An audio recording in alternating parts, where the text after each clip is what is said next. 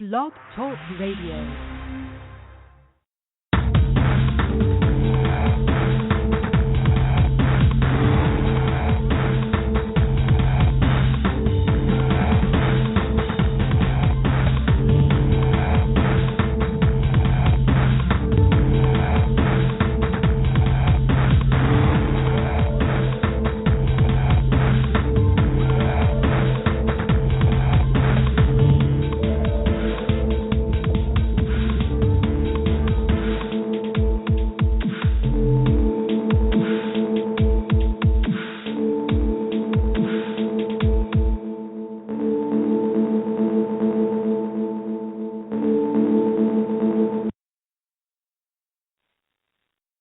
Hello, good evening, and welcome to another episode of PSINYS Paranormal Talk Radio Show. We're going to have a guest tonight on our show that will be calling in shortly. Okay, again, we're going to be talking a little bit about tonight about obviously the paranormal, a topic which we try to delve into every time we're on, such as ghosts, UFOs, near-death experiences, aliens, missing time, time travel, Bigfoot, cryptozoology. Okay, our guest tonight should be calling in a couple of minutes. Her name is Claudia Cunningham. She was on the Coast to Coast radio program with George Norrie and Tim Beckley. I believe it was August 18th of 2010. So for you people that want to listen to that, who have Coast to Coast, who are members of Coast to Coast, can go back into the archives. When we bring her on here, and as I said, she should be calling in momentarily here, and we'll be talking about her experiences and how she got into the paranormal, what prompted her to do that. And she also has a couple of interesting stories that we're going to be bringing up as well. So stay tuned, and we'll bring her on the air as soon as she calls in. In the meantime, I'm going to play a short musical clip here, and as soon as she comes on, I'll cut right into that, into the interview.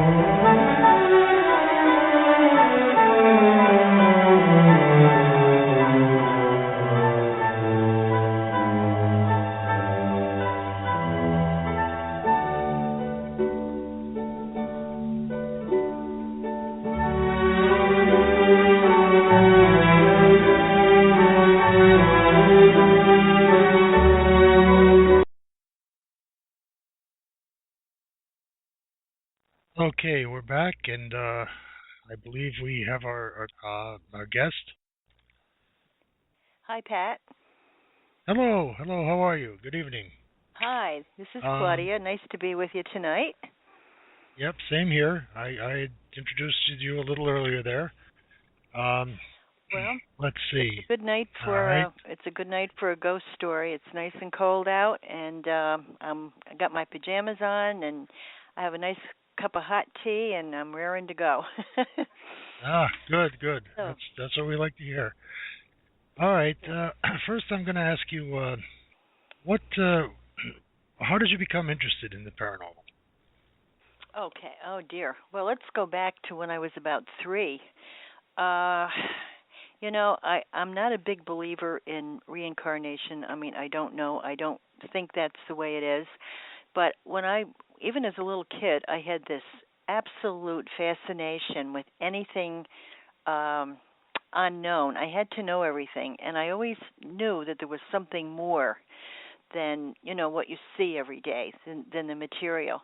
And I remember when I was in my bed, my my closet had this dark curtain over it, and I have a vivid imagination. And of course, I was convinced there was a monster that lived in there. There was something under my bed that was going to grab my feet.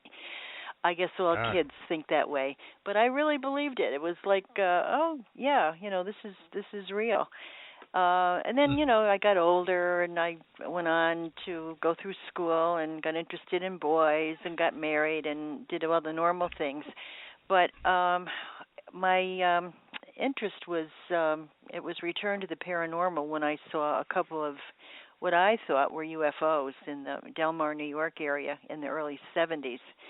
And I got every book I could get my hands on. And through that, I have read on just so many topics, everything from, poltergeists to ghosts to, men in black, you name it. I have quite a library. And I've had a lot of interesting things happen to me through my life because I think of my interest. I think once you're interested in this, a lot of doors open up. And there's synchronicity that happens to you. Really, people are put in your path to help you learn. I'm a big believer in that. But actually, so to answer your question, I've always been interested in this stuff. And should I tell you about Linda and the cemetery? I guess that's the big thing, right? I'll get right into that. Yeah. Yeah, that sounds good. Okay, in 2010, let me set the scene here. My neighbor, Linda, who was a nurse at a local hospital, very level-headed person, she liked to experiment with the Ouija board, and I did that when I was in my 40s just for fun with a couple of people, and let me tell you, that's nothing to get involved with. You talk about bad things happening. That's a show in itself. That's a whole story. But Linda used to like to get into that, and she used to get her cards read and went to fortune tellers and everything.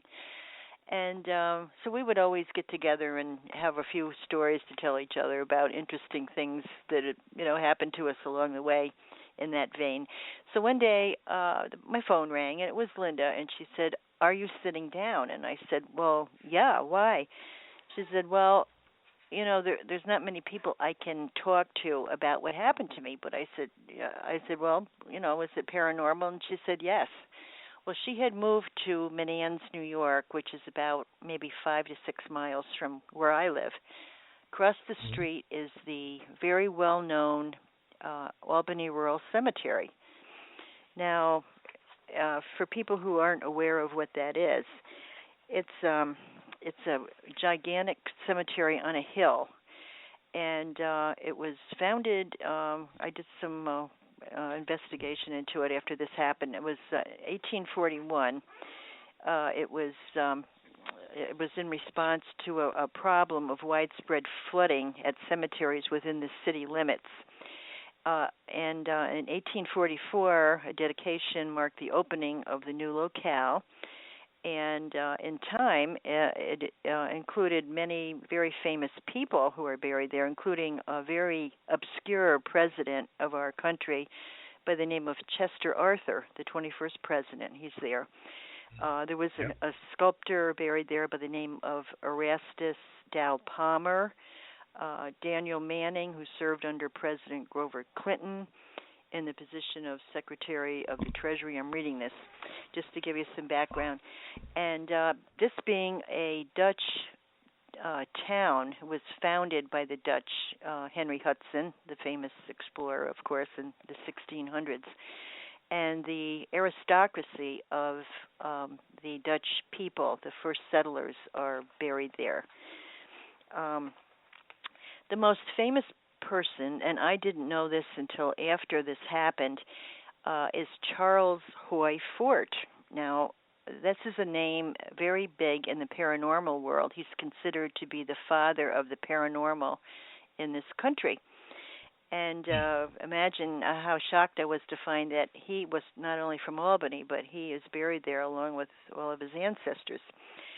So anyway, the cemetery itself is very imposing. As you go in the main gate, there's a Gothic building on the left. It's an office that contains the data on whoever is buried there, the names, dates, places, the lot they're buried in, and so forth. Across the street from there, on the Macadam Road, is a crematorium, which always gave me the creeps. And as you go in, you go up a hill, and the hill goes to another hill and to another hill. It's very, very easy to get lost in there. But in the daytime, you see people in there walking their dogs. There's a beautiful pond there that I see people having picnics. As long as the sun is shining and you're with people, it can be a pleasant place, almost like a park. But in the nighttime, you don't want to go in there by yourself. So anyway, Linda called me, and she said, something really weird happened to me today, and she says, I need your opinion because I don't have a computer, and I want you to go in and see if there's any reported sightings of anything odd in that cemetery. What had happened was she got out of work early afternoon and decided to take a ride into the cemetery and look at the tombstones. This is Linda, she's always into the weird stuff. But on this particular day, there was, do you know what milkweed is? I'm sure you do. It's an annoying little thing that flies through the air, and it kind of gets stuck on your windshield and at certain times of the year in this neck of the woods. And that day, the milkweed was all over her car. She had her windshield wipers on, trying to see. And she went up one of the hills, and the little side roads are gravel. So if anyone is coming towards you, you can hear them, especially, if you have your window down, you can tell. No one was there. She said, I had the feeling I was completely by myself. So up the hill she went and found a very pretty quiet place and pulled over. And she put her head down and went to take the keys out of the ignition, and she glanced in her mirror, and instantaneously, out of nowhere, I even get the chills thinking about this, but it was a black, looked like, I'm trying to think of the German, Hummer. I think she said it was like a Hummer. It was a big vehicle, almost like a military-looking, completely black vehicle, so close that she said it could have been in her back seat. And jet black windows, looked like it had huge tires on it, brand new, like patent leather, like it just rolled out of the showroom. No milkweed on this thing at all. I mean, it was just, that stood out to Linda. She said this milkweed was everywhere, but it didn't stick to that car. Well, Linda has a temper. She's a nice Italian girl with a temper, or Latin temper, and that kind of kicked in. And she said, I'm going to put the car in drive and kind of, very gingerly go away from this thing, very, slowly, and see if it follows me. And she was ready to, jump out and yell at him, but she thought better of it. So this is what she did. And to her amazement, it didn't follow her. It just kind of made a U-turn and headed down what looked to be one of these little side gravel roads. So she watched it go down the hill, watched the top of the car disappear. And then she said, I got really mad. I wanted to go after him and, give him a piece of my mind for trying to scare me. So she went over exactly where this thing disappeared, and she says, I can't believe it. Not only was there not a road there was nothing there but a chain-link fence and graves on the other side. Okay. Wow. Well, so she turned around and went back down the way she came in, and right in the middle of this macadam road by the Gothic building was this thing, and there was a man all in black, very skinny, black, like a pork pie hat, something that the old gangsters in the 30s in the movies would wear, all in black, black shirt, black pants, black shirt, and they looked like they just came out of, brand new. Everything looked brand new. Very swarthy, dusky complexion, and wraparound black sunglasses. Now, when she pulled right next to this thing, she was like watching this man, and he looked like he was talking to the driver, but she noticed that the window was up. But he turned around and gave her this very weird look, and she, punched it. She, put the pedal to the metal, and she said, I looked immediately in the back in the window, and everything had disappeared, gone. She said there is no way in this world that they could have gotten in that car and driven in 2 seconds. So I went online for her, and I found out that the place has quite a history of disappearing black vehicles of all sorts and shapes. Sinister, this is a quote, men in black, a black dog who comes out of nowhere, a couple in their pajamas who hold hands and kind of drift over the tombstones at dusk, and a whole roster of strange little sightings. So I told my niece about this, who was very interested in the subject, Lisa, and she said, well, I take a bus every now and then, and she said I sit next to a young guy who's a caretaker in the cemetery, and he's always telling me things, and he said that he's the one that opens up the cemetery first thing in the morning and closes it at night. And sometimes when he gets there in the morning, it's still dark.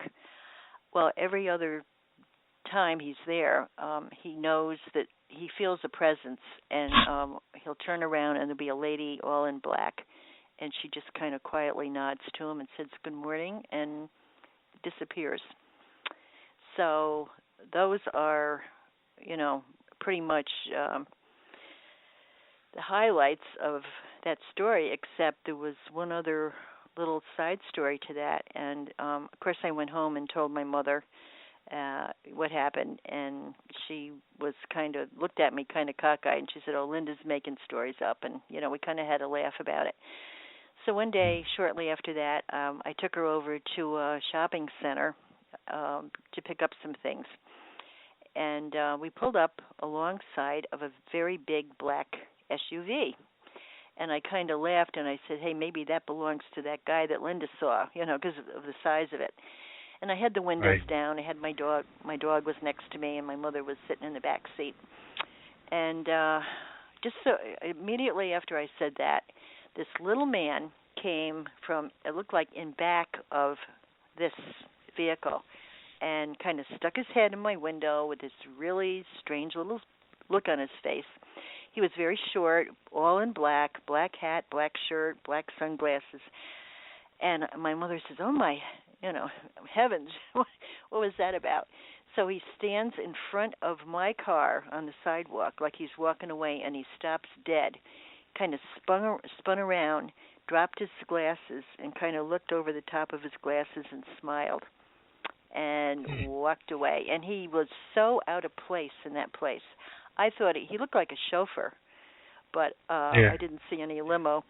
But I thought, was that something to confirm what I believe happened to Linda, or was it just another man dressed in black? I don't know. So, that really got me fired up. And through that experience, I remembered I had read a book by Timothy Green Beckley, who's a very well-known paranormal UFO investigator from Manhattan. Mm-hmm. And he does television. He has a publishing house. He's an author. He's been doing this since the early 60s. And I wrote to him what happened, and because I remembered the man in black, which was connected to UFOs, according to Tim. If lots of times if someone sees a UFO or something, they'll be threatened by men in black who come to their house, and they're very odd. They're dressed kind of funny. They dress out of time sometimes. They might show up with a handkerchief in their vest pocket like your father would wear in the 50s, or they'd walk funny, or they you know. And so I did write to him, and I got a very nice letter back from him, and he wanted to know if I would go on George Norrie's show, the famous Coast to Coast AM. And yes. I did. I went on, and we've done radio shows together since then, and I've been in a couple of books, and I still maintain contact with him, which I'm very proud of. And in fact, he even came up to the cemetery and took some footage, but we didn't see anything. But he wrote a book a number of years ago called The Silencers, which was probably one of the better books on the subject of the Men in Black. And Nick Redfern wrote a book a couple of years ago called The Real Men in Black, and my story is in there. So if anybody wants to interested in the subject, those two books are probably there isn't anything better than those two particular books. But I've had many experiences throughout my life. I could talk all night on the subject of synchronicities that have happened in my life ever since I became involved in this. But it's an interesting thing. Now people are reporting seeing women in black. That's the latest thing, and black-eyed kids, which is a pretty spooky subject in itself. I don't know if are you familiar with that? Yeah, I've heard a little bit about it. Yeah, I think the black-eyed children are supposed to be someone you don't want to see. Yeah. I mean, I'm not sure if they're demonic or not, but definitely something you wouldn't want to get involved in there. No. Well, there is a book out. Yeah, it's David Weatherly is the author. It's called Black-Eyed Children. I've heard him on do different radio shows, but if anyone is not familiar with it, imagine this: you and your better half are home alone on a late night on the town, and say you pull into a convenience store or something and sit in the car while he runs in to buy cigarettes, and you're sitting there in the dark waiting for him, and suddenly you have a feeling of terror, and you sit up maybe a little straighter and look toward the driver's side of the window, and there staring at you are two children, and they have no pupils in their eye, just completely black eyes, and they'll say something like, we want in, or something like that. And people who have actually interacted with them, and some people who have actually let them in their house, they've had nothing but really tragic things happen to them. They can vanish like at a moment's notice, and they're probably between the ages of maybe 8 and 16. Lots of times they wear a hoodie and they keep their head down, and all of a sudden they'll look up. And if you turn your head, they'll, if they're standing 10 feet away, they'll move up quickly. They're not there 1 minute and they're like right on top of you the next. And so anyway, that's an interesting subject. I think it's all probably connected. I think all of this stuff is all connected. And as you know, I think it's something not healthy, not anything to fool around with. Yeah. But the Men in Black, usually that's true, are associated with UFO sightings and stuff like that. Because shortly after that, there's a whole history of people being contacted back in the 40s and 50s by these people, and it's just, it was usually after a UFO sighting and stuff like that. Right. Now,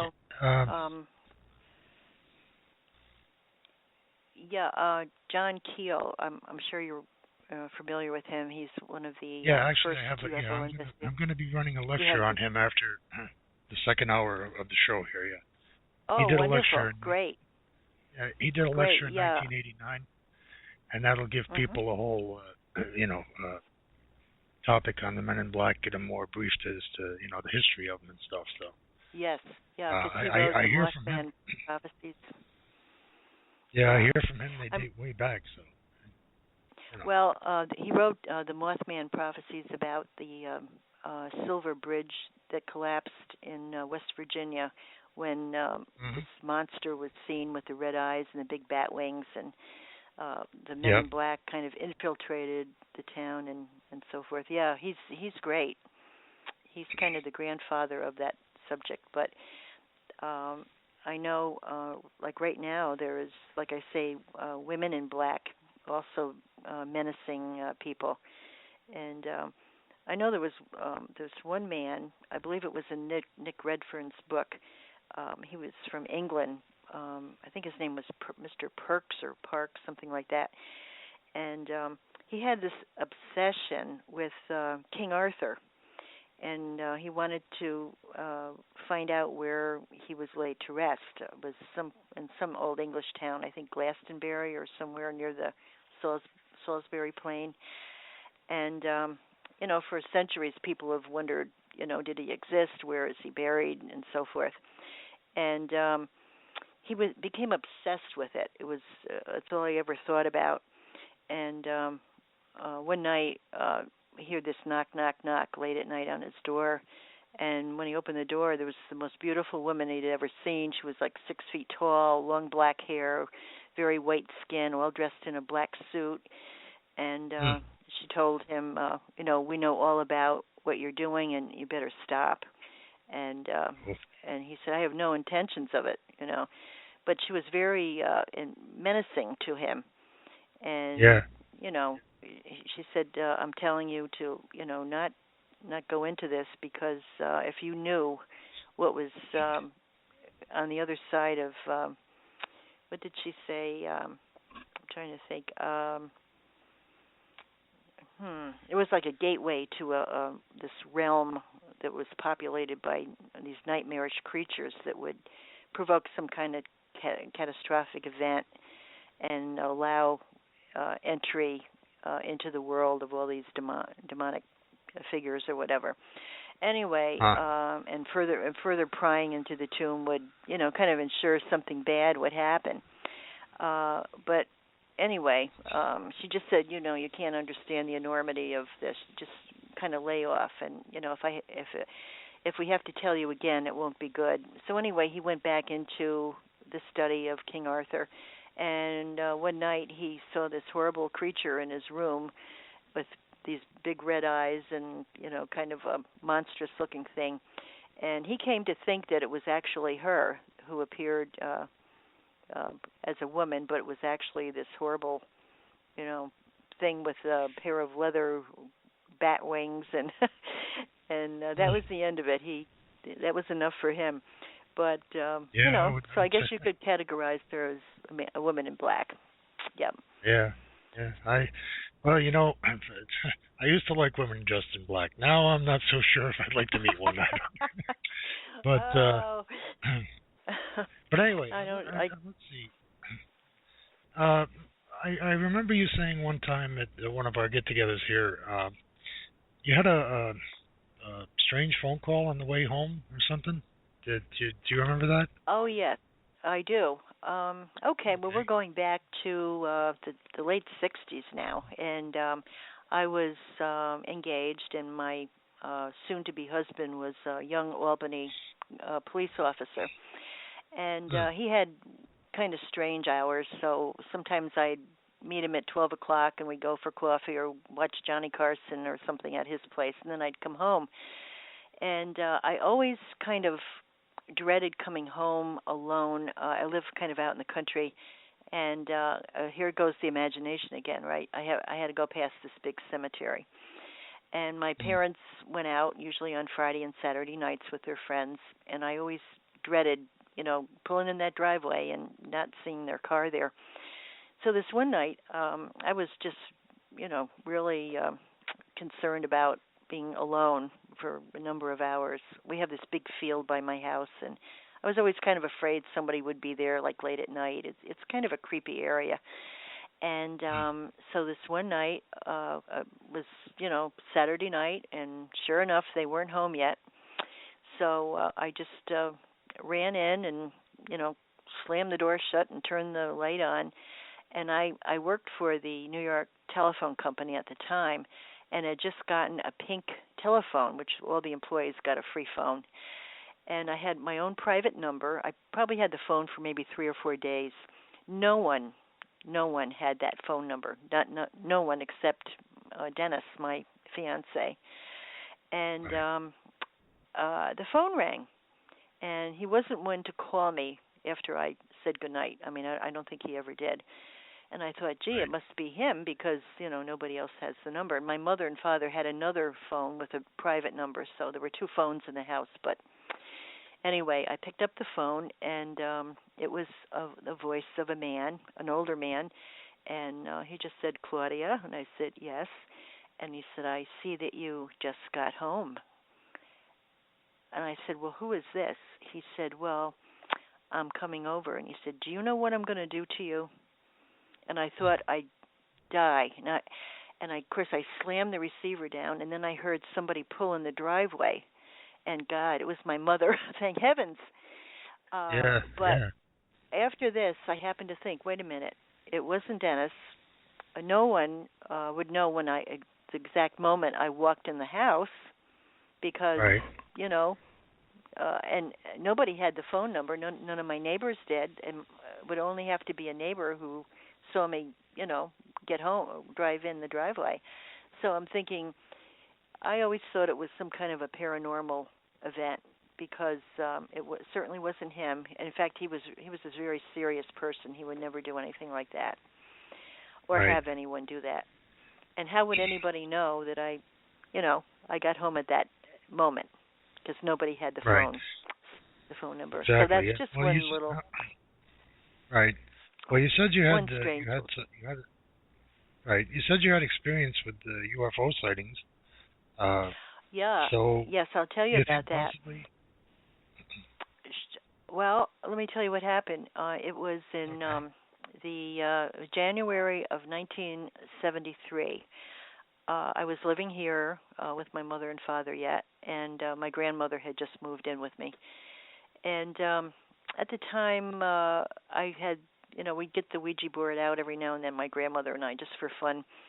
Again, don't do that because you don't know. It's never anything good.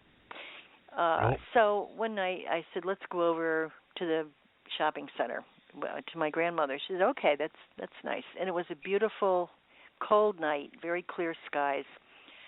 And we headed over to our Del Mar, which is probably, maybe 5 miles from here. And we got over to a road called Firabush Road. And over the Helderberg Mountains, we saw the biggest, the brightest moon. I say moon, I don't know. It appeared to be the moon. It was bright orange, and it almost looked like it was on the ground. I mean, it was just so huge. It was mammoth. We pulled over because we couldn't believe it. And we sat there, and I said, I've seen harvest moons before, and I've seen, every now and then they look bigger than normal. But that doesn't even look like a moon. And she said, it has to be. What else can it be? So we got, we took off, and we're watching it kind of out of the corner of our eye. And all of a sudden, the thing goes up in the air, and it looks like a regular moon. The little man in the moon face you see every now and then. It was a full moon, but it was high up in the sky.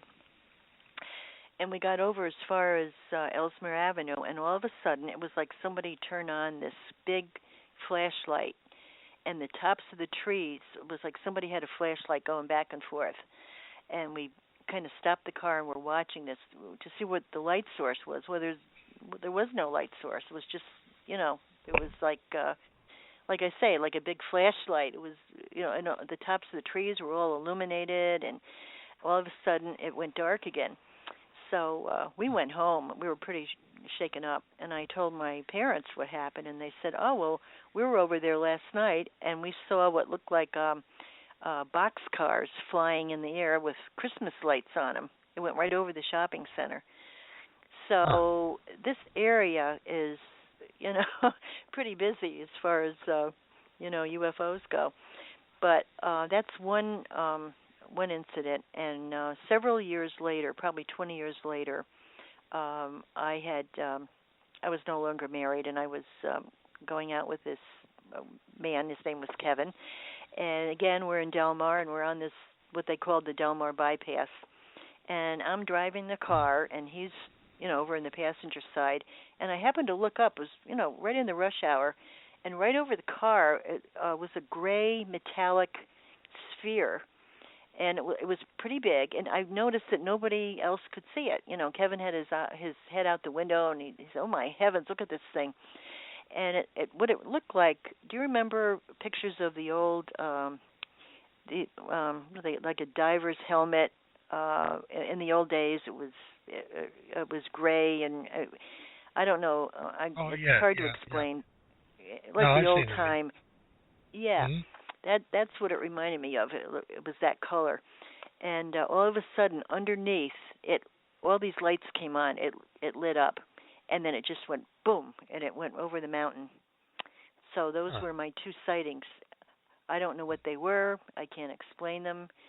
But after all these years of study, what I believe, I don't know, are you familiar with Jacques Vallée, the French writer who is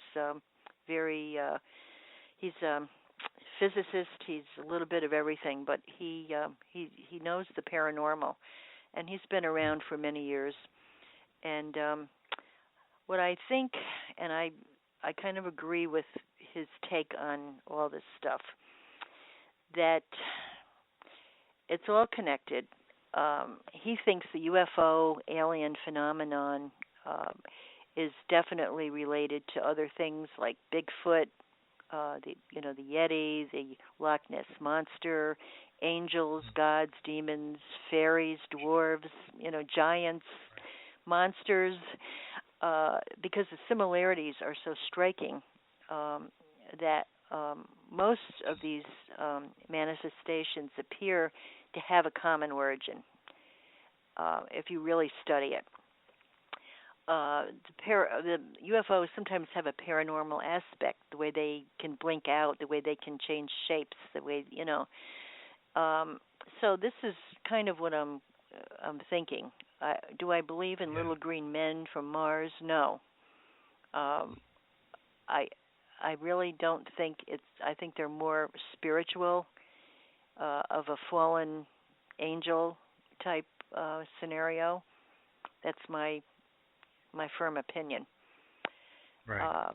Well, so I mean, if you go with today's science and astronomy and stuff, and the recent space probes that were launched looking for Earth-like planets, and I mean they've actually found about 500 within our solar system itself. So right. I mean, the possibility that there might be life on one of them. Who knows? I mean, it's definitely something. I mean, it's a possibility.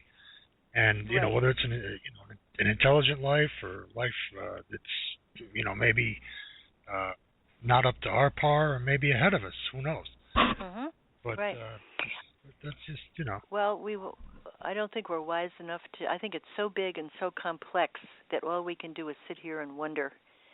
I think the UFO phenomena does kind of demonstrate properties of both a physical reality as well as a psychic construction. That's my take. But are there creatures from other planets? It could be. But I also know that the Earth is a battleground. It's a spiritual battleground, and we are seeing some bad things now that we have never seen before. And I think there's so much behind it that we just can't grasp. But it's fun to speculate. And, it's always kind of got my attention. I know that I think the first book I read on UFOs was Three Men. Was it what is it? The Saucer and Three Men? Did you ever read that in the 50s? That's one of the first. In fact, it's quite an underground classic. And then Frank Edwards, They Knew Too Much About Flying Saucers. That's a classic. That got me hooked on it. And then when I was 5, my mother took me to the drive-in movie, and we saw Invasion from Mars, and I was so shocked and upset by that. That I think that's probably what got me involved with the subject, because right after these old UFO movies of the 50s, people actually started to see things, which was kind of interesting. Yeah. The movies kind of came first, and then the actual sightings came later. So was somebody imitating art? Was life imitating art? You have to wonder about that. Yeah, that's true. There's a lot of okay, let me see. Now you also had, I think you were saying one time too, you had an experience in your home. Oh, so many. Yes. Okay. Well, this is something that really was very upsetting. In fact, in this house, in this room where I'm sitting, a couple of times I was asleep, and the state between sleep and being awake. You're kind of aware of what's going on, but you can kind of feel yourself dozing off. I sensed that there was something sitting on my bed, and my room was completely black, but this was like a black shape. And all of a sudden, I felt my arms being held back, and it's such a brutal. I could just feel the hatred from this thing, and I tried to talk, and I was frozen. I couldn't move, and I tried to say, "Jesus, help me," but I couldn't get that name out. It was like I was being prevented from saying that name, and when I finally did, then it was gone. And that happened twice, where it was one time my feet were pinned down and my arms, and I could feel somebody on top of me. So that was really out of this world. That's probably the strangest thing that's ever happened. But I've read where that has happened throughout the history of the world. People have reported this phenomenon. I don't want to know what it was. I say, once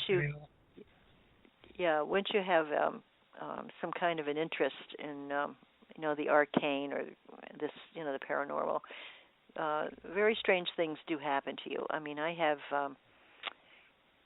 this is just as a little side story. I had a pinky ring that my husband gave me, and I always liked it, and I always kept it in my little ring drawer where I have like 30 rings. And one day I wanted to wear it, and I got it out of the box, wore it, and I came home and put it back in the ring box. And the next day I thought, well, I think I'm going to wear that ring again.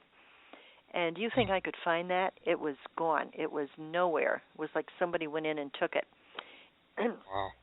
So anyway, St. Anthony is a very good friend of mine. Anytime you lose anything, ask him and he'll find it for you. So I said, St. Anthony, I said, I really need to find that ring. And something told me, just forget about it. Just go about your business.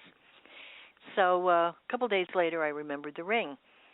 And I opened up the ring box, and all the rings were like pushed to the back of the box, and there was my ring right in the front. So that's, but things like that happen to me all the time. I'm not even fazed by them anymore. But I've had a few things happen. I mean, as far as misplacing my keys or something, I know I put them on a certain spot, like by the TV or something, and I'd go a half hour later to look for the keys. They weren't there, and nobody took them. So it's like they had disappeared out of this realm into somewhere else, and then came back. That's right. Well, it's a very haunted world that we live in, and one other thing that I don't know if anyone would like to hear this story, but Albany itself is the scene of very many haunted buildings, and one is the Tenbrook Mansion. I don't know if you're aware of that. Yeah. Okay, and it was like I go back to say that the Dutch settled this area, and one of the aristocratic families were the Tenbrooks, and he was a general, in one of the French and Indian War, or one of the early wars. And the mansion itself, it's very beautiful. I'd been there a number of times. And back in 1968, when my husband he just got on the police force, and he walked a footbeat down in front of the mansion. And the mansion is in a very poor side of the city. A lot of crime. Even back then, it was well known for muggings and so forth. Yeah. And it was Dennis and another fellow, and they would knock on the door to make sure everything was okay. And the caretakers would let them in and give them hot chocolate and kind of tell them how haunted the place was. And he never believed in any of that. I mean, he used to say, well, you're crazy. It's your imagination. When you're dead, you're dead. That's, just get over it. And I used to kind of chuckle and say, well, he's going to find out someday. But one night... That's the old way of thinking. When you're dead, you're dead. No, you're still around somewhere. You're still around somewhere is right. Yeah. So one night he came out after work, knocked on my door, and I opened up the door, and he was literally shaking. And I said, what happened? I thought he had an accident. And he said, I was down to Tenbrook tonight. And he said, the woman took me up into this bedroom that belonged to this Tenbrook's daughter. And she was actually attacked by an Indian who got in her bedroom and killed her. Huh. Anyway, Dennis was in there, and he said that it got very cold in that room. And the lady told him that she says, I had the mansion closed one afternoon. It was just me here. And there was a spot on the rug in this bedroom. And so she said, I brought a pail of water up. And I was on my hands and knees trying to get the spot out. And I spilled the water. And a woman right next to me, she said, right in my ear, she said, oh, my dear, did you spill that? And anyway, he was, he heard all these stories, but he actually experienced something in that bedroom to just freak him out. So he said, I know you like this stuff. I asked them if I could bring my girlfriend down. Would you like to go? Well, that's all I had to hear. So a couple nights later, we went down, and I met, it was an older couple with a grown daughter and a grandson who were the caretakers, and they lived right there. And we sat there for hours, and they were telling me, and she said upstairs in the sitting room at night, we hear the rocking chairs go back and forth. And we get up there in the morning, and all the crockery, all the plates and knives and forks are all rearranged, and it's like somebody just went through there and redecorated during the night. And I said, well, I'd like to see that room. So we went up, and I was with the daughter and Dennis, and we were sitting in the room and kind of looking out into the hallway. And I said, well, I'd give $10 to see something. And I swear to you, the lights kind of flickered, and right there in the doorway, it looked like a figure was taking shape. It was like from the bottom up. It was like a brown figure in the shape of what looked like a woman.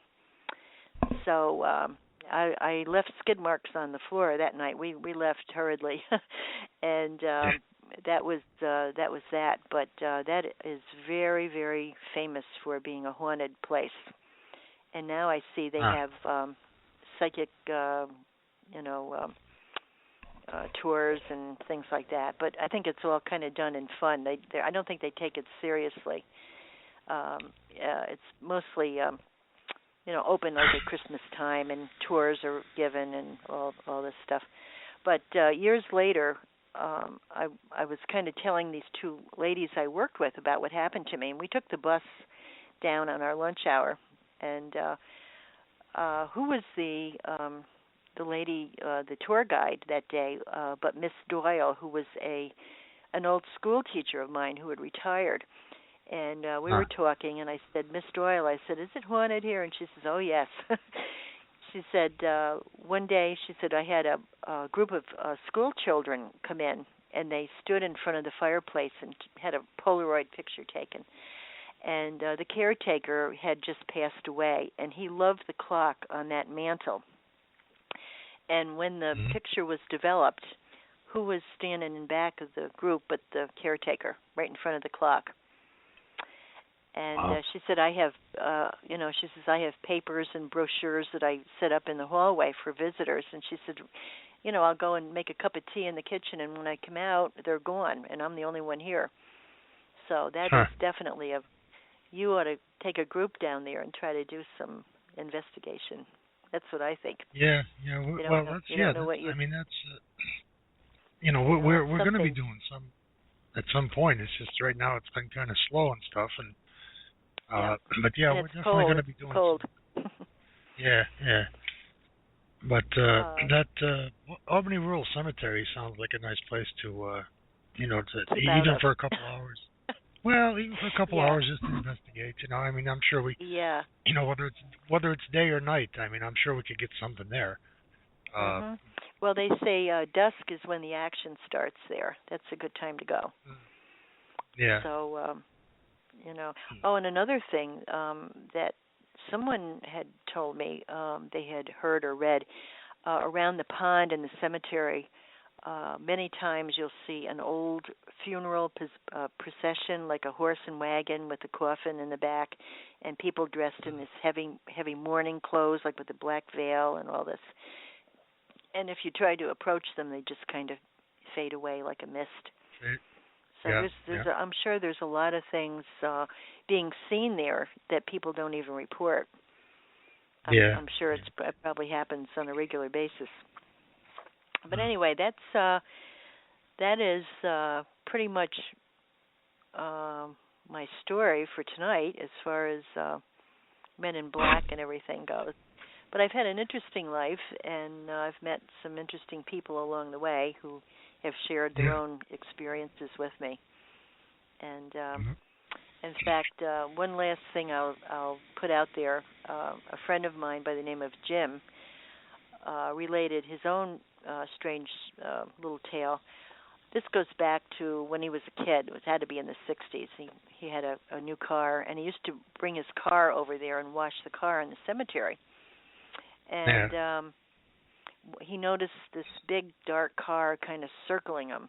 And the guys had, like, fedora hats and their dark clothing. And he said they looked like they were gangsters or something. He says, I got really nervous.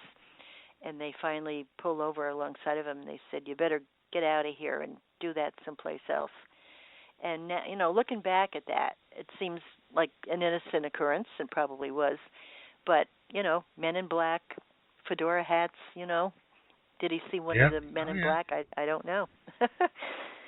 So, interesting thing. Yeah. I believe they're still around today. I do they too. might not make themselves. They might not make themselves as known as they did back then, but I'm sure they're around somewhere lurking in the corner. So that you can be. Yeah. I will end on this note. Speaking of that, a friend of mine lives in San Francisco, and probably 6 months ago, I was on the phone with her, and she was in the process of moving, and she was taking pictures of furniture that she had in her garage because she wanted to sell some tables and things. And when she got it developed or whatever, I don't know if it was on her, her cell phone. I don't know what it was, but there in the corner was a man, like a dark man, and his arms were standing at his side all the way down to the ground. They were so long. Oh. And she said, okay. And then she said she went back in there to, look around, never saw it again. So there's another thing. Interesting, right? Yeah. Oh, yeah, definitely. Well, so listen, make sure you sleep with the lights on. Yeah. Well, I usually get a little one on, so. But me too. Yeah, no, I'm very glad that you came on our show tonight. It's been very interesting. It was a pleasure to talk to you. We're looking forward to. Yeah, I'll talk to you again. I hope. Again here. And that sounds great. We'll be having another get together, and we've always had some good conversations there. So we sure do. Sounds good. Thank you. Yep. Okay. All right, have a thank good you show, very much, and I'll be listening. Thank you, Pat. Good night. Okay. You have a good night there. Thank you. Okay. Bye-bye. Yep. Bye-bye. Bye. Okay, ladies and gentlemen, that was Claudia Cunningham. She was our guest tonight, talking about her encounters with the paranormal and some of her experiences. Let's see, and of course she was on Coast to Coast and had some parts in writing a book with Tim Beckley there.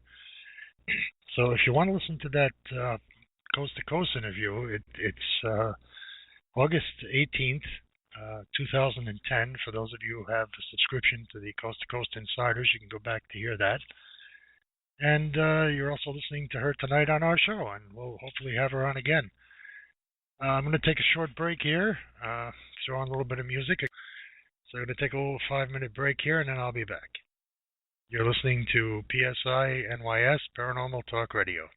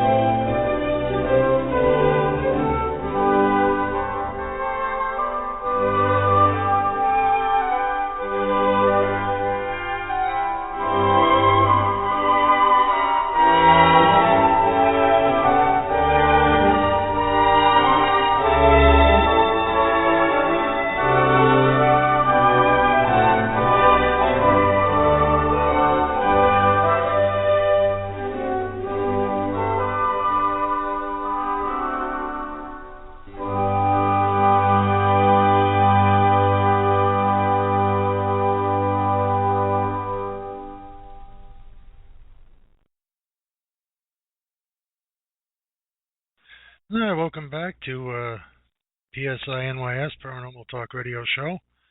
We had our guest, Claudia, earlier, who was discussing her paranormal experiences and encounters of what we believe to be the Men in Black. Some interesting topics we talked about there. She also mentioned John Keel, which I just happened to have a lecture from him that he did in 1989 regarding the Men in Black. So for those of you who are not familiar with the Men in Black, they go back quite a ways. I'm going to run this lecture from John Keel from 1989. He also wrote a book on the Mothman. Let's get into that and John Keel's lecture on the Men in Black.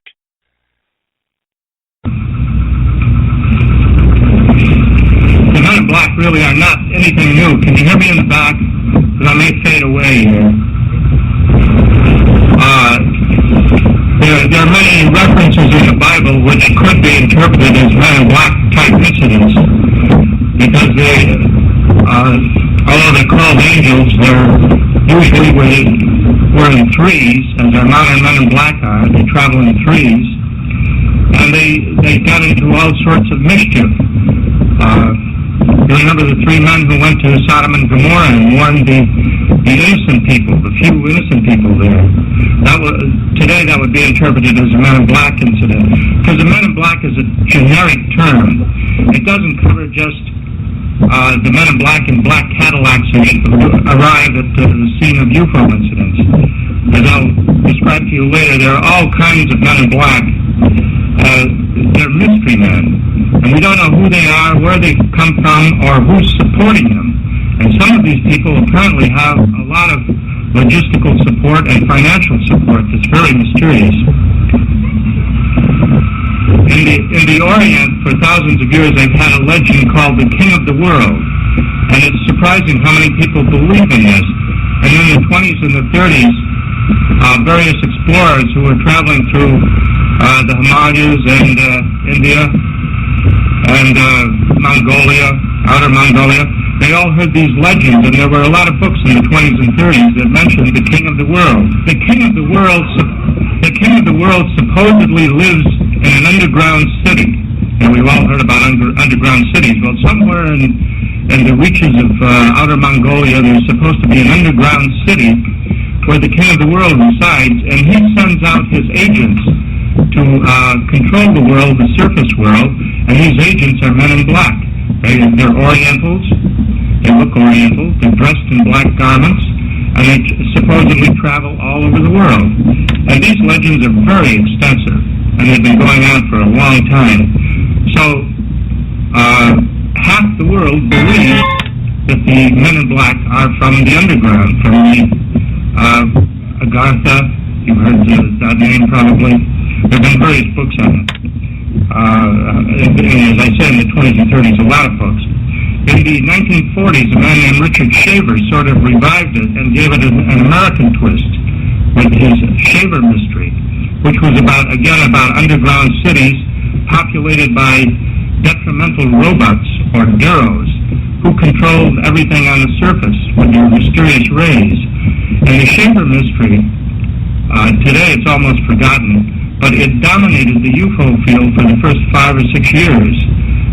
From 1947 to 1955, the Shaver mystery was the #1 explanation for everything that was going on. Ray Palmer published quite a few books, supposedly written by Shaver, but as it turns out they were really written by Ray Palmer, promoting this idea and promoting the Shaver notions of Men in Black, because there were a lot of Men in Black stories in the Shaver mystery. And until just recently, there was a magazine out west called The Shavertron, which was about the Shaver mystery. And there was another magazine called The Hollow Hassle, which was about the hollow earth where all of these Men in Black were coming from, supposedly. But then, if you go to other religions, the Western religions, you find all kinds of Men in Black stories, especially in the Catholicism and in the Protestant religions, we have all the stories about the devil, who very often is described as looking oriental, very sinister-looking oriental, dressed in black garments. And so it has deep roots, this whole concept of the men in black. In witchcraft, which is a booming religion right now, even though most of you aren't aware of it, there are 2 stores in New York City that just sell equipment for witchcraft. During the rituals that some witches indulge in, they have one of the number dress up in black, and they act out the role of the man in black. And this is a part of the witchcraft religion. In the late 1940s, there was a famous World War II general named Karl Spaatz, who was the general in charge of the Air Force in Europe for part of the war. And he made a very strange statement around 1948-49. He said there was absolutely, this was at a press conference, he said there was absolutely no evidence that flying saucers were piloted by Spaniards. And this was really from left field. Apparently people had been informing the Air Force that they'd seen a flying saucer and a Spaniard got out of it. Meaning that he was olive-skinned person who looked like a Spaniard. We never got the Air Force material that Spaatz based that comment on, but it was a very peculiar statement. When I was traveling extensively around the country, I used to carry a lot of photographs with me in my briefcase. Photographs of different kinds of objects, and also photographs of different ethnic groups, because I was running into men in black witnesses all over the country. And I would go through these photographs with them to ask them if they saw anyone that resembled the man in black that they had seen. There were photographs of Indians, there were photographs of the various Negroid races from Africa, there were photographs of Eskimos.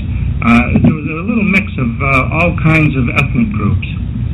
And there was one photograph that everybody jumped on. They would stop and say, that looks just like the guy that I saw. And believe it or not, it was a photograph of a Laplander from northern Sweden. Now they have a kind of oriental look to them. They're small in stature, and they have a distinctive look. And so I'm not saying that the men in black are all Laplanders, but they certainly look like them and seem to be related to them. Now we have the legends that everyone will see a man in black sooner or later. And the legend, which is an old legend, says you will see the man in black 3 times. And the 3rd time you see him, it means you're going to die. And if you go through the history books, you'll find that a lot of people have reported this, including Maria Antoinette, and people that you wouldn't expect to have this kind of involvement. Napoleon. So that legend is a continuing legend and a strong one. The other kind of man in black that we have, and that I've seen myself, for the want of a name, we call them the cadavers. Now these are people who look like they've been dead a long time, and their clothes hang on them. Their flesh is pasty white, and they look like maybe somebody had dug them up from a cemetery last week, and they're walking around. And this cadaverous type has turned up in strange places in England, in Sweden. Brad Steiger saw one. As I say, I saw one in the early 60s. And we have no idea what these fellows are about. They're very elusive. When you approach them, they sort of hurry away. And I've never heard of them saying anything to anybody. But they do have a habit of turning up in UFO areas and following UFO investigators around. So if you ever see a cadaverous-looking man out there following you, you'll know who he is. He's one of them.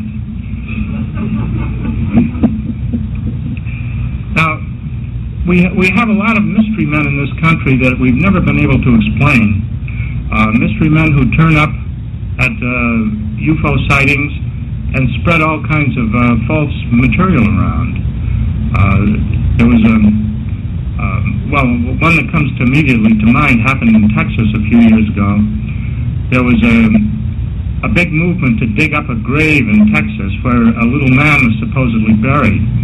And a very well-dressed businessman type came to this cemetery, and he handed out his business card, and he spent hours there, and he got everybody all stirred up, and he left. And it turned out that his business card was a fraud, and the name that he gave everybody was a fraud, and we don't know where he came from, or where he went, or why he bothered to go to this cemetery. The story was that in 1896, a UFO had crashed in this little town in Texas, and there had been a little man aboard, and people had buried him in the local cemetery. Now, this story, it turned out, was a newspaper hoax, as a lot of the stories from 1896 were. But somebody dug up this clipping in the 1970s, and there was a stampede to go to Texas to this little town and dig up the cemetery. And of course, the local people didn't like that very much, and it was all a big sensational brouhaha. Nobody ever found anything in the cemetery, but it was great fun for a while. And we have a lot of that type of incident where somebody deliberately stirs up the UFO buffs, and then they vanish, and the UFO buffs remain stirred up sometimes for months or many months afterwards. And very often the stories of these strange, bogus people circulate, get into the UFO literature, and become part of the UFO literature. During the Vietnamese War, in those days, and I'm talking now about the 60s, I had a network of informants all over the country who were sending me newspaper clippings for a newsletter that I was publishing. And I started getting these little clippings from random places, far-flung places, Minnesota and New Mexico and Oregon. And it was the damnedest thing. Somebody was visiting the families of men who were in Vietnam. And this somebody was dressed in a military uniform. And they would drive up to the house of the family. And they would follow military procedures exactly. They would inform the mother or the wife or the father, brother, whoever, that their relative had been killed in Vietnam. And this was a very sinister thing, because it would turn out to be untrue, but you can imagine what it would do to the family for a few days until they found out that it was not true. And these fellows, whoever they were dressed in the proper military uniform. Our men in black, by the way, when they're in military uniform, there's always something wrong with it. There's something askew. But these men were dressed in proper military uniforms, and they were driving the proper vehicles. Now, anyone who's been in the Army knows that military officers don't ride around in black Cadillacs.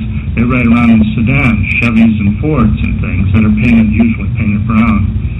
And that's the way these men, what they would be driving would be a simple car, a sedan that's been painted brown. And as I kept getting these clippings, because if we got a few clippings about this, it probably was happening in a lot more places. I assumed that sooner or later the FBI or some police department would do something, and we'd have a big story out of it. But it never happened. These stories trickled in for maybe 2 or 3 years, and whoever these crazy people were, they were doing a lot of damage to these families. You also have to realize that they had to know about the boy in Vietnam, what unit he was stationed with and everything, and they also had to know where his family was located. Some of these families were located on isolated farms that would be pretty hard to find, and yet these guys would drive up to the farm and talk to the mother or the relative, and as I say, tell them that the boy had been killed. So they had to have some kind of elaborate support, a connection with the military in order to do that kind of thing. And it didn't seem, there was a lot of anti-war sympathy, of course, at that time, but it didn't seem to be an action of one of those anti-war groups. So, for want of a better name, we would call these people Men in Black. And they may still be out there, but who knows what they're doing now. When I first got into the UFO thing in the 1960s in a big way, it was a popular belief that men in Air Force uniforms were silencing witnesses. And this belief was spread by APRO and NICAP because they would keep getting reports that a man in an Air Force uniform would arrive at the home of the witness and tell them to shut up and keep quiet, appeal to their patriotism. Well, we had a rash of these things on Long Island, and I had strong connections in the Pentagon at that time. An old Army buddy of mine was an assistant to the Secretary of the Air Force. And these Air Force officers would give a name. Sometimes they'd show credentials. They would always be in a black Cadillac, which, as I say, is not standard procedure for a military officer. Usually somebody else would be driving the Cadillac. And these men would be in military uniform, but there would be something just a little bit wrong. The insignia would be in the wrong place on the jacket. Or they would be wearing the wrong type of shoes. To see a military officer dressed in a dress uniform and wearing sneakers, kind of strange. And there was always something that the witness would remember. He said, hey, that was funny. Well, one woman in Wisconsin told me that she invited the officer in and offered him some Jell-O, and he tried to drink the Jell-O. And so it didn't take me long to figure out that maybe these guys really weren't Air Force officers. And my contacts in the Pentagon could not locate these people, the names that they were being given. And when we checked out, in a few cases we had the license numbers of the cars, and we would check those out, which is very easy to do, and we'd find out the license had never been issued to anybody. So now how in the world, if you were going to make up a phony license plate, what kind of luck would it take for you to come up with a number that nobody else had? So I started antagonizing the UFO buffs by saying, these guys are not from the Air Force. And they said, Keel is obviously working for the CIA. But as soon as I got wise to them, they started using other techniques. They always stayed one step ahead of me. We had a variety of strange incidents that happened over and over again and never made any sense at all. One of my favorites is the phantom meter reader. This is where a man would knock at a door of a house in the suburbs and say he'd come to read the meter, the electric meter and the gas meter. And he would be dressed in the proper coveralls and all, and they would let him in. He'd go down into the basement, and he wouldn't come out. And these people, after about an hour, they said, what the hell is he doing down in my basement? And they would look, and sometimes the man would be gone altogether, never to be seen again. And even though there was no way out of that basement. And other times, the man would be just starting up the stairs as they opened the cellar door to find out where he was. So the phantom meter readers was one type of MIB that we've had. Then we had the phantom photographers, and these were humdingers, because these fellows turned up everywhere. They often traveled in pairs. One would be a woman and the other would be a man.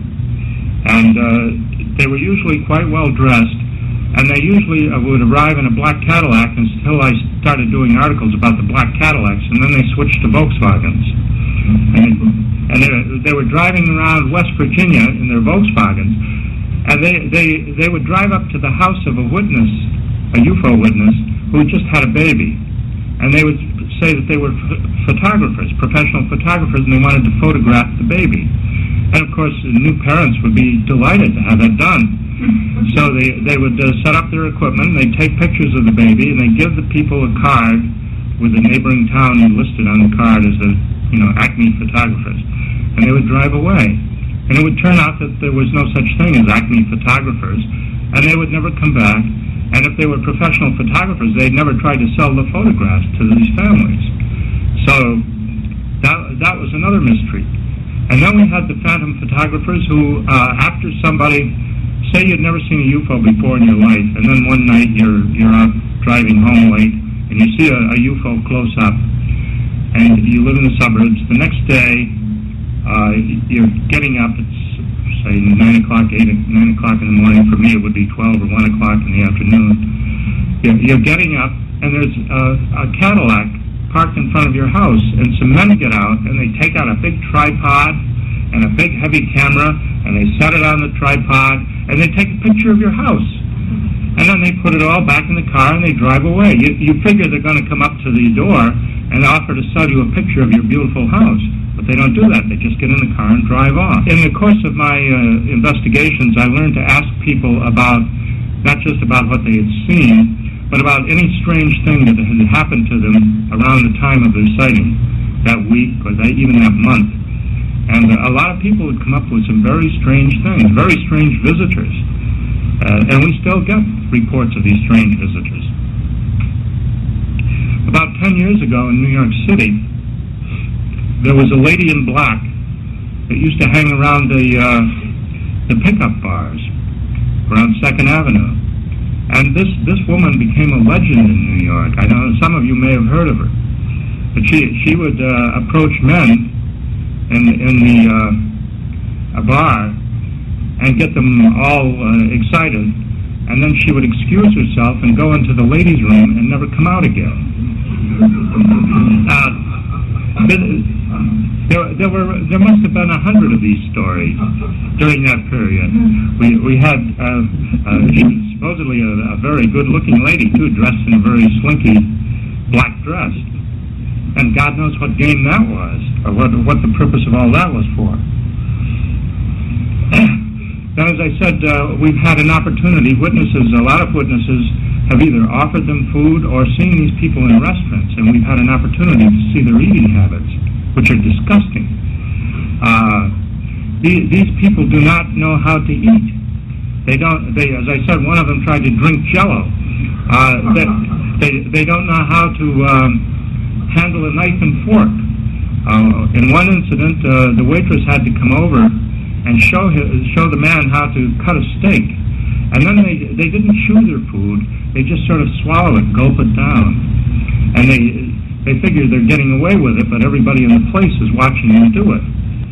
And again, they always look like Orientals who are not quite Oriental. Again, the Laplander kind of look. And they're always dressed in black clothes, which most often is out of style. They're wearing something that would have been in style in 1946 instead of 1986. And so there's always some little thing that's out of whack with these people, just as the military officers wear sneakers, as I said.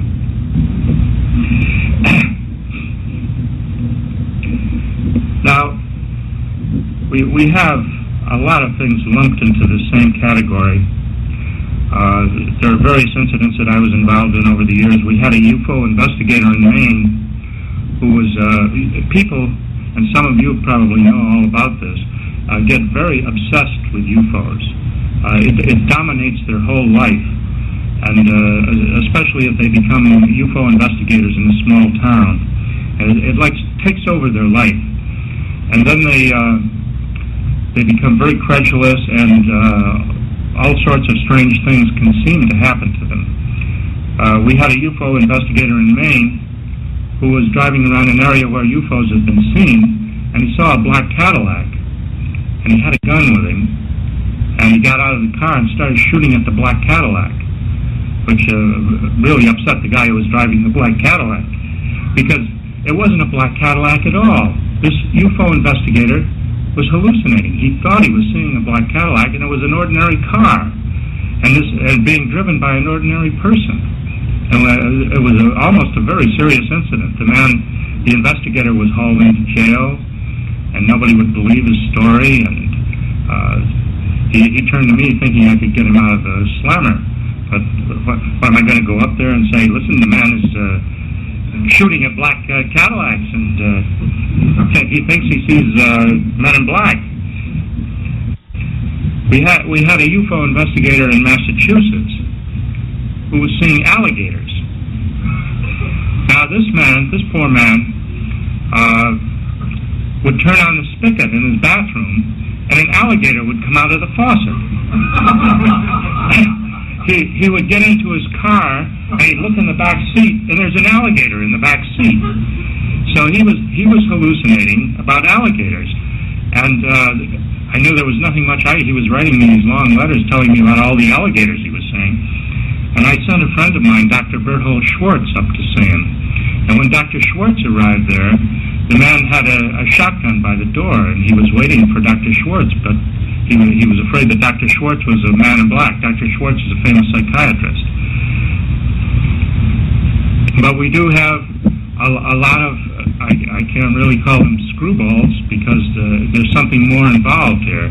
It's where their minds just get carried away with the whole UFO thing. The term that I used to use was distortions of reality. So that very often the people that you're seeing may not be men in black at all. They may be just an ordinary guy in an ordinary suit, and your mind is making him a man in black. Betty and Barney Hill, I don't know if you're up enough with the literature, but Betty and Barney Hill had quite a few men in black episodes, which may have been just hallucinatory. They would go into a restaurant, and they would be followed by this man in a black suit with a mustache, and he would sit down at the table next to them, and while they're eating, this man in black is eating soup, and his mustache falls in the soup. And it was obvious that these people were just following Betty and Barney Hill around. And we would put them into the men in black category. We do know that in the early 1950s, the CIA was directly involved in the UFO investigations. But after 1952, there's no really hard evidence of it. The CIA has confessed to the fact that they were involved in UFO investigations between 48 and 52. But then in 52, they had the famous Robertson panel, which decided on the UFO policy, and after that the CIA was supposedly out of it. But there were still a lot of cases that smelled of the CIA. When those of you who remember, I guess most of you do, Lee Harvey Oswald, when Lee Harvey Oswald was arrested, a large group of men in black suits went to the base in Japan where he had been stationed at one point, and they searched the whole place. This is with all the military officers standing by, and this is in the books about Lee Harvey Oswald. So we do have agents who are so smart that they wear black suits all the time and wrap around sunglasses and do really stupid things so that they'll stand out. It would seem to me that if they wanted to be really smart, they would dress in dungarees and have long hair and carry a guitar. But no, they have to dress in their uniform, just as the FBI agents are always in uniform. They look like clones. They all have the same haircut. They all have the same kind of clothing. Of course, J. Edgar Hoover was very strict. They had to look like FBI agents.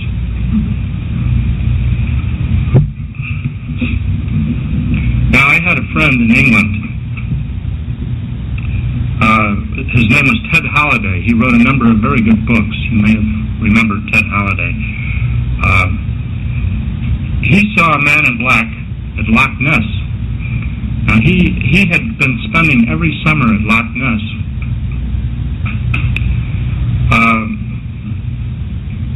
looking for the famous sea serpent there. He did see the sea serpent once, or he thought he did.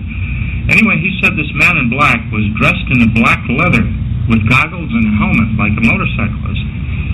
And Ted walked up to him and turned his eyes away for about 10 seconds. And in that time, the man vanished. Now, 1 year later, Ted was on that same spot, because he went back there every year, and he had a severe heart attack. And as he was lying on a stretcher and they were about to carry him off from that spot, he realized that it was the exact spot where he had seen this man in black a year earlier.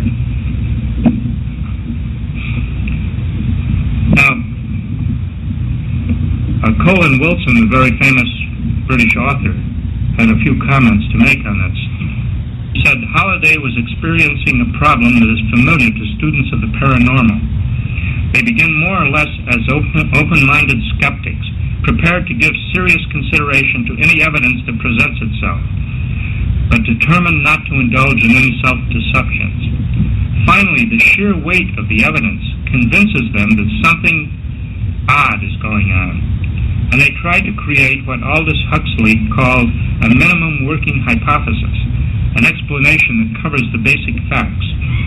This may be, for example, telepathy. A famous writer named Lethbridge saw a ghost, a man dressed in a writing clothing, in the rooms of a university friend. And he theorized that someone else may have been thinking about this man, and that his own mind somehow picked up the image, like a television picture, without the sound. But he was forced to drop this explanation as he encountered other examples of the paranormal. And this tends to be the experience of the most serious investigators. Whenever they have formulated a watertight general theory, they stumble upon some new fact that simply refuses to fit in.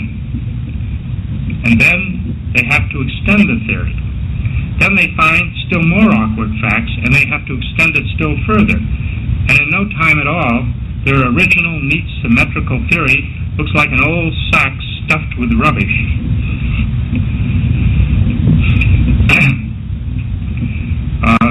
Years ago, when we had a lot of magazines that we don't have anymore, general magazines, that carried a lot of articles, not only about UFOs, but about everything that was going on. Now it's very rare that we get any real in-depth investigative reporting anywhere.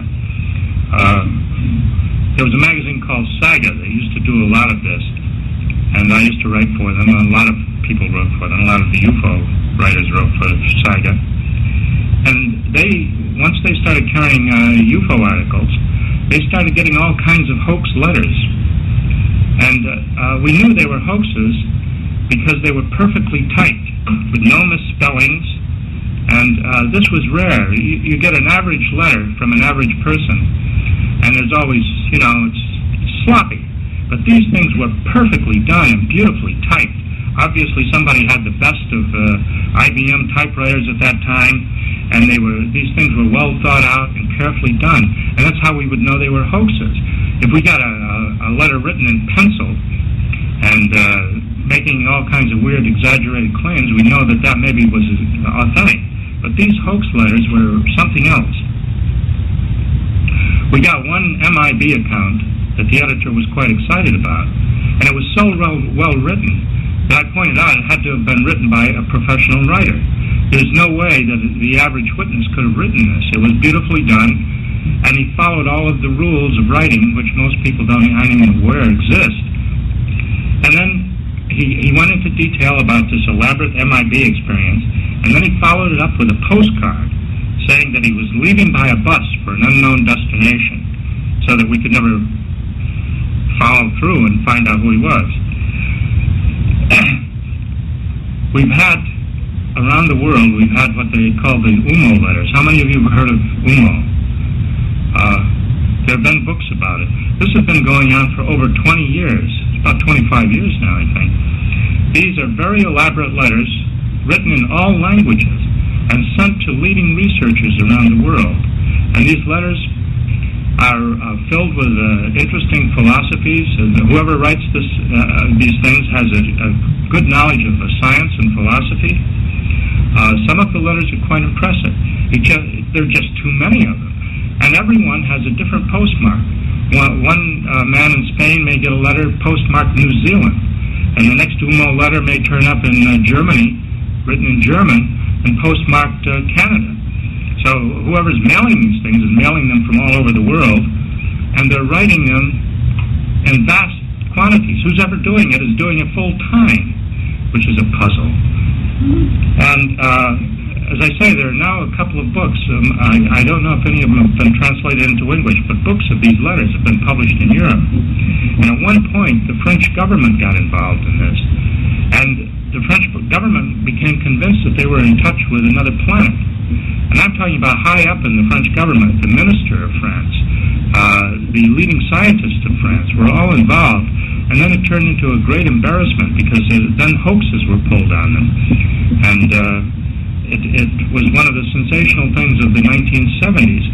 The result was that the French government gave up on UFOs, and they decided instead to fund the private investigators, the civilian investigators.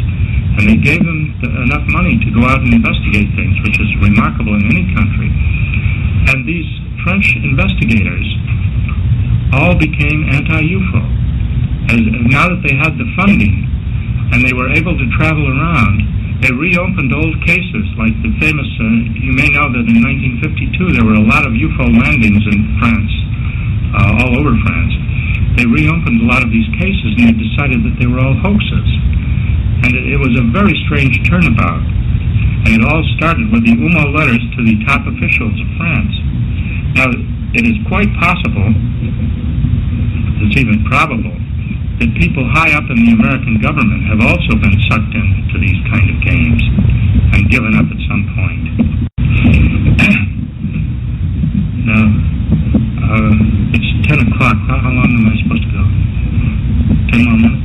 Maybe I should take some questions. Yeah. What's your opinion of the Illuminati? Oh, that's a whole other big subject. I couldn't even start to talk about that. Do you think these men in black have anything to do with the Illuminati? Well, we don't know if the Illuminati really exists. It's one of those great, strong legends throughout history. Robert Anton Wilson has written a lot of books about the Illuminati and elaborated on it. But it would take me another 2 hours to talk about the Illuminati. I personally don't think they exist, but there are a lot of people who do think they exist and that they're the cause of all our troubles. This would be a group of men who are illuminated and who control everything on this planet. The gentleman back there? Are you familiar with the Murray Island? Yeah. The what? Approach me? No, but I've approached them. I've chased them. I've missed them by 10 minutes. When I was in West Virginia and Ohio, people would call me up in my hotel and they'd say, "Hey, these guys are here, and come and get them." And so I'd race there, and they'd be gone by 10 minutes. And we had the local police in a lot of towns looking for them. We had, at one time, I had hopes that we would catch one of these fellows and solve a part of that mystery. Somebody asked me about Maury Island. Maury Island,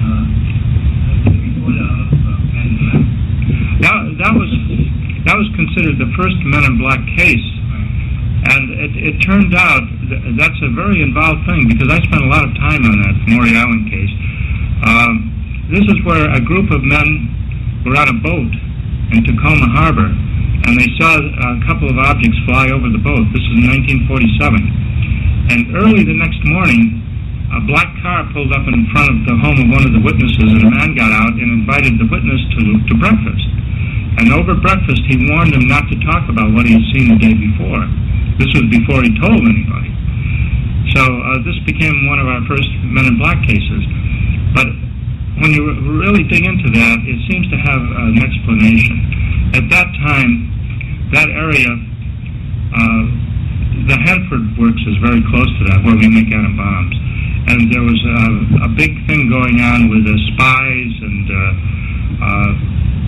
later, of course, we had sensational spy trials about the atom bomb, where 65 of the scientists who were making the atom bomb were proved to be traitors, and they had been giving the Soviet Union materials. And this was all tied in with that. And so a lot of the stuff that was going on in Maury Island that didn't make sense at that time later makes sense in the context of the spy chases that were going on and all. And the original story where these objects were flying over Tacoma Harbor, this story has certain flaws to it. Namely, that one of the men who made the most noise about it proved to be a tremendous liar. And it's a very involved and complex case. I have enough material to do a book on it, and nobody wanted to do the book. They said, it's 1947, forget about it. Yeah, but it was not one of our true Men in Black cases. Yes.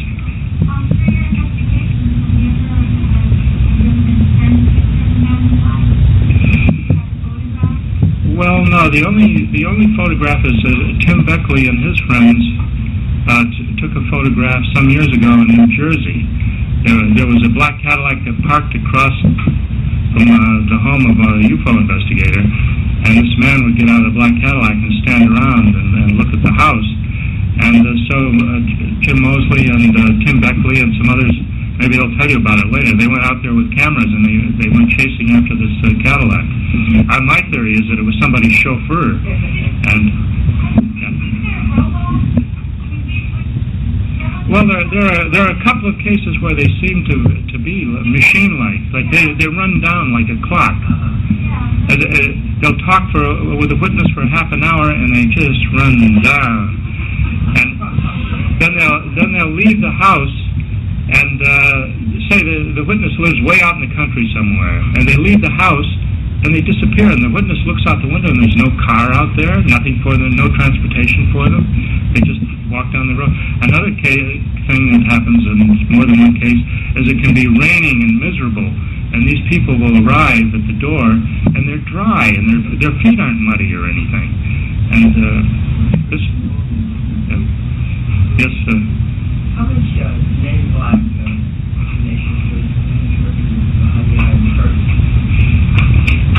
not much, but we'll start hearing some stuff now. Do you think there's a lot of exchange on UFO studies between our government and countries? No, but I think the Russians are way ahead of us in it. The Russians have, in the last couple of years, have had some big UFO conventions, and the speeches and the papers that they've delivered show that they've been paying attention to it for a long time.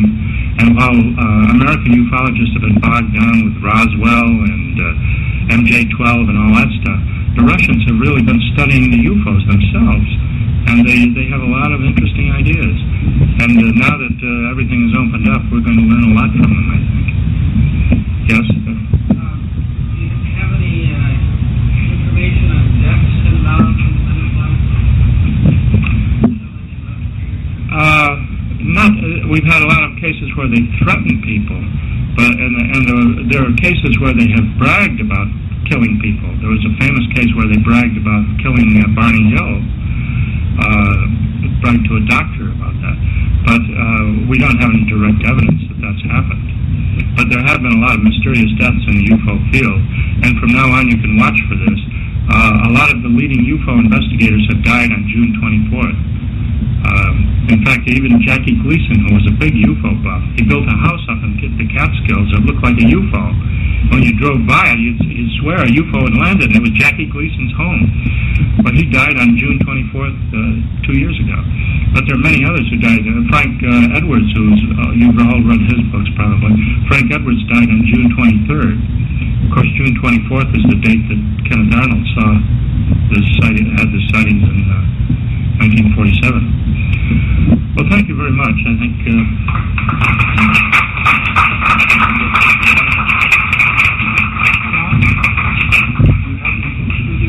No, I don't have any. Okay, there you have it. A very interesting lecture that was done in 1989 by John Keel about the Men in Black. It's definitely a strange and interesting subject about the Men in Black. Like I said, not only, I mean, mostly seen with people who have seen UFOs and stuff, unidentified flying objects, and made claims to seeing them, that these people would appear and try to somehow threaten, but not threaten, the person not to talk about this. So, are they government agents working with the government? Are they beings from another planet, perhaps, controlling the information that's coming out on the UFO subjects? It's very interesting. But anyway, that was a lecture from John Keel, which was done in 1989. John Keel was born in 1930 and had passed in 2009, no longer with us. But very interesting discussions on that.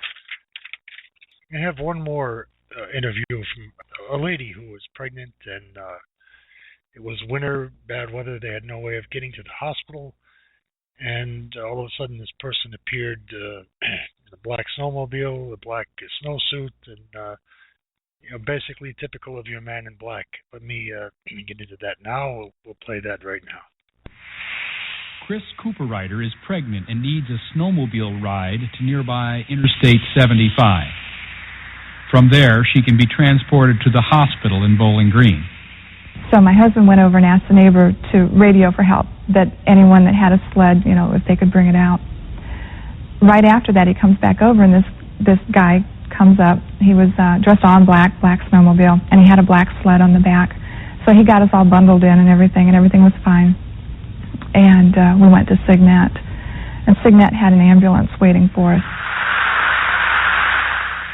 So they were trying to get me in the ambulance, and I'm all worried because I had taken a quilt, and I wanted to make sure I had this quilt. And so I'm getting the quilt in the ambulance, and all of a sudden we decide we need to thank this guy that got us there, and he was gone.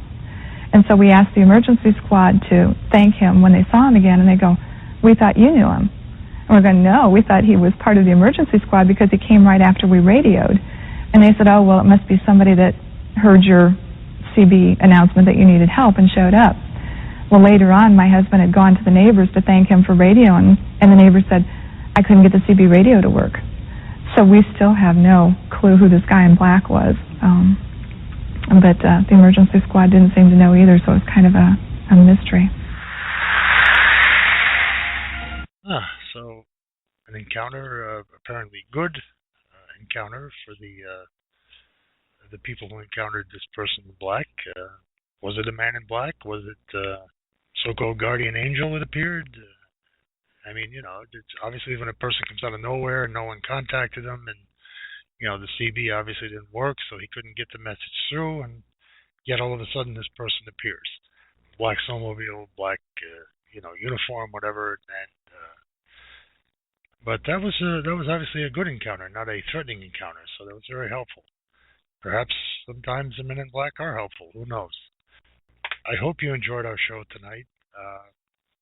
We had a very special thanks to Claudia, our guest caller, and her experiences on a variety of paranormal subjects and encounters that she has had. I mean, we could do a month, probably 7 days a week with with her and her experiences. As I say, we have a get together once a month here, and she's just a wealth of experience in the paranormal realm. So I want to thank her very much for appearing on our show tonight. I want to thank all the people out there who are listening and who will be listening to our show. And feel free to leave your comments or go to our website, which I'll post the broadcast on our website as well, our podcast. Our website is www.psinys.com. We do paranormal investigations. We also do UFO investigations. I've done, I would say, the past 30 years, at least 500 of them. And, it's still, something that I love to investigate. And we do those. You can contact us by going to the contact page on our website. If you have any unexplained phenomenons occurring in your home, if you'd like an investigation, if you've had any strange encounters with UFOs and stuff like that, if you've had missing time, feel free to write us about that. That usually occurs with the UFO encounter. So, there's a wide variety of things we do that we investigate on a scientific basis on the PSINYS paranormal investigation. So, Again, I want to thank you all for tuning in. Again, I would like to thank our guest, Claudia, for being on tonight, and I'm sure we'll have her on again. And I want to thank all of you out there who have listened and are listening to the PSINYS Paranormal Talk Radio show on blogtalkradio.com. So if you'd like to, if you're listening, obviously you know where we are, but blogtalkradio.com/PSINYS, and that's where you can hear our talk radio show. And our website is www.psinys.com, which stands for Paranormal Scientific Investigation, New York State. And we do investigations. We do pretty much any type of investigations that are in the realm of the paranormal. So if you're having any encounters or problems in that area, please feel free to contact us at our website. You can also go to you'll also find us, when you go to our website, you'll find us on Facebook and Twitter. You click the links on that and like our Facebook page. We've already got well over 1,000 likes in the past month. And again, we will say goodnight and thank you for watching or listening to our show. And we'll see you next week.